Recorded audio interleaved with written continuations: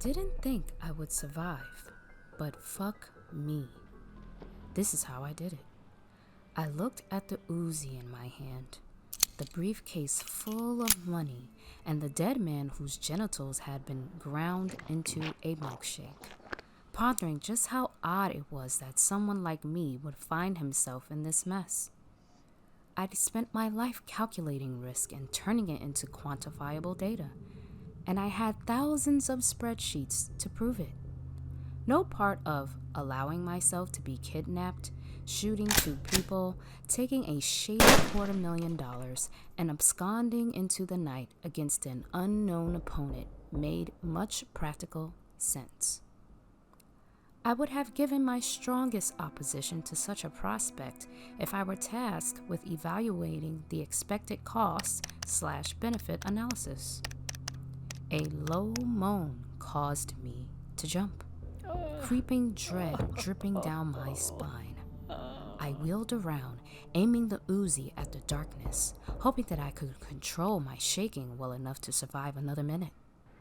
That's when I realized that the man I'd shot was making the noise. He wasn't dead. Although I tried to put him out of his misery, my bullets had kept missing his chest and head, and I inadvertently made his situation much, much worse. I lowered the gun, aimed at his face, and pulled the trigger.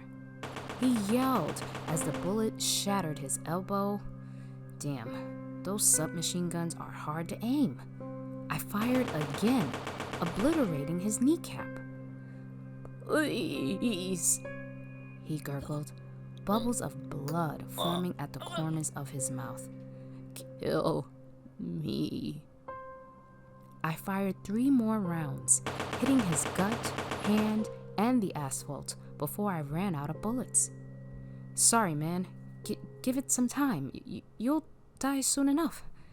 This whole situation is kind of on you for kidnapping me."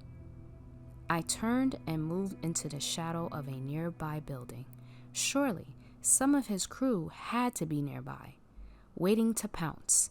I felt confident that the Uzi would provide at least some protection, but its lack of bullets had reduced its practical use to a heavy object that I could swing at people. The prospects were suboptimal. My heart leaped into my throat as I saw a figure running through the shadows of the building opposite. I crouched low, calculating that my only real advantage was to stay hidden, resolving only to strike if I could get close enough without risking exposure. My pulse continued to hammer. At any point in my life, up until an hour ago that is, it would have been ludicrous to suggest that I would be anywhere near such a precarious situation. My life was fucking boring, and I liked it. I marveled in a distant sort of way at the notion that this more adventurous side of me had simply been dormant, waiting for my wife's kidnapping to initiate it. A pang of regret tore through my gut. I had taken Helen for granted. I pushed away the worst thoughts. Perhaps I could actually pull this off. If she was nearby and still alive, my blood chilled at thinking otherwise. I actually might have a chance at saving her. The opposition had thus far underestimated me to their own detriment, and I was proving much more capable than even I had suspected possible. All I needed was to continue this unexpected success. I was moving through the building's shadow, intent on cornering the figure in the distance, when a second person kicked my diaphragm. I dropped the money, an empty gun, to the floor, curled in the fetal position as agony rocked my body before absorbing another kick to my back. Shit! That hurt! The guy must have been wearing wingtips. "Get the fuck over here, Danny," he called in a deep voice. "It's just some asshole accountant who doesn't know how to shoot a gun or stay hidden." My brain felt like it was exploding as desperate thoughts splintered away from another. The strongest sensation was of overwhelming pain as my lungs tried and failed to bring in fresh oxygen. Another part was offended at being called an accountant. I was the sub-assistant vice president of the risk management division at a company that worked in consulting services for mid-sized corporations, not a fucking accountant.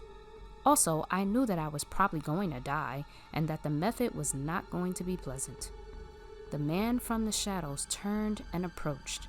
This jackass was following me. He called out to the man who kicked me. "Thought you were being sneaky, did you?" he sneered. "Shut the fuck up, Danny," said the man standing above me. "Get this guy to his feet and drag him inside." This is the scene in a major motion pictures where a hero takes advantage of the man helping him up, punching his throat before delivering a roundhouse kick to the second man. Movies are full of shit.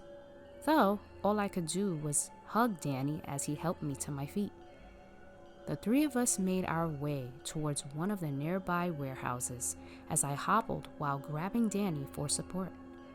I knew that things were going to end poorly. It seemed that I'd been right all along about life being better when the boat stays unrocked.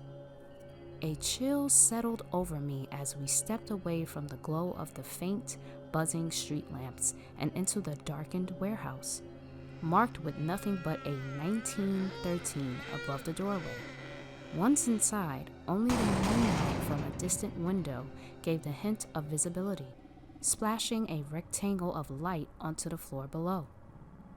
A sudden array of lights flickered on, bringing a room-sized space into view. Large as the space was, it was still dwarfed by the enormity of the open warehouse. A silhouette stood next to a large desk at the center of space. Smack! The man who kicked me hit the back of Danny's head with a jolt so powerful that I felt its vibrations. "Remember, Danny, behave yourself this time," he warned. "Don't be your normal fuck-up self." Danny cowered, rubbing his head as he leaned away from his boss and closer to me. "Ow, I got it, Wilbur. I won't embarrass you anymore. I promise." Dread ran through me. We don't often consider how those who intimidate us can bring themselves to be scared. That fear intensified as I realized we were about to meet the person who would decide my fate.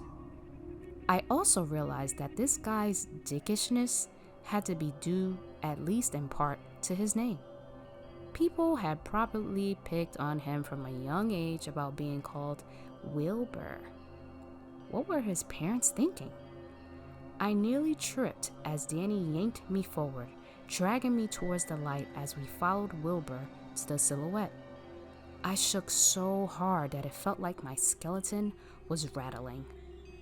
I've never before considered how I'd prefer to be executed. It's a very dismal thought. I was still catching my breath when Danny shoved me in front of the figure that intimidated both men. I fell to my knees, palms on the ground, before looking up and gasping, "Helen?"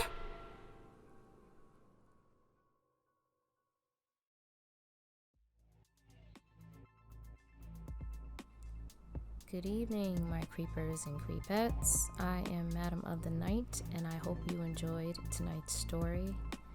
Man, oh man, is Harold in for it this time?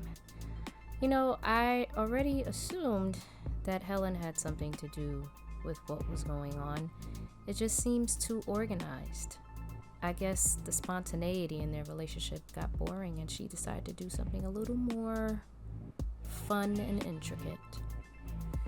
If you enjoy my channel, please like, subscribe, and hit that bell icon so you can receive notifications of all my postings every week. And I will see you ghouls soon. You never know what goes bump in the night.